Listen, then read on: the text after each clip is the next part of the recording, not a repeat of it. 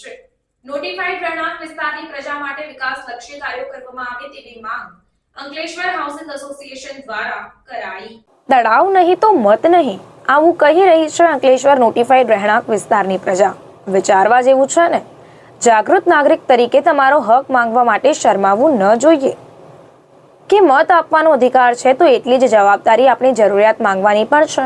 સરકાર સુધી વાત પહોંચાડવા માટે આ જરૂરી છે, બાકી નીચેના લોકો ખાલી વાતો કરી તમને સમજાવશે, કોઈ સરકારમાં તમારી રજૂઆત નહીં કરે। બાકી એઆઈએ ફક્ત ને ફક્ત ઉદ્યોગની સમસ્યાની જ વાત કરવા ગાંધીનગર જાય છે।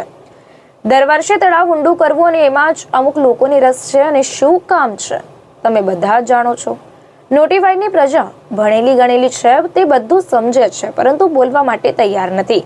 ત્યારે તેમની તરફથી અંકલેશ્વર હાઉસિંગ એસોસિએશન બોલવા અને હક માટે લડવા તૈયાર છે। અભિપ્રાય એડમિનને મોકલી આપવામાં આવે, જે ગ્રુપમાં મૂકવામાં આવશે।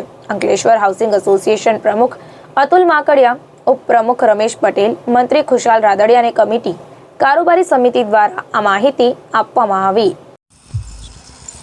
હાલ અંકલેશ્વર જીઆઈડીસીના રિઝર્વ તળાવ પાસે ઉભેલા છીએ, જે ઘણા સમય પહેલાં પણ અહીંયા ભૂમિપૂજન થઈને તળાવ કરવા માટેની યોજના થયેલી, પણ હજી સુધી તળાવ થયેલ નથી। અહીંયા એપાર્ટમેન્ટમાં અને બંગલામાં 700 ફૂટ સુધીના પાણીના બોર જતા રહ્યા, પાણી હવે નીચે આવતું નથી।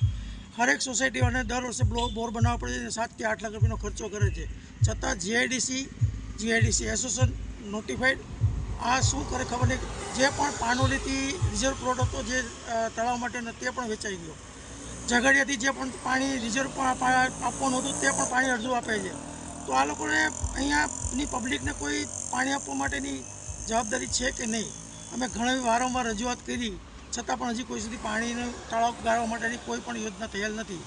તો અમે જનતાને એવી અપીલ કરી છે કે આપણે ઉગ્ર આંદોલન કરી અને આપણું તળાવ ખોદવાનું આપણે પોતે જ કરવું પડશે, જાતે જ ખોદવું પડશે, અને આપણે સરકારશ્રીને જાણ કરવી પડશે કે આ તળાવ છે તે તળાવ ગાળવું જોઈએ।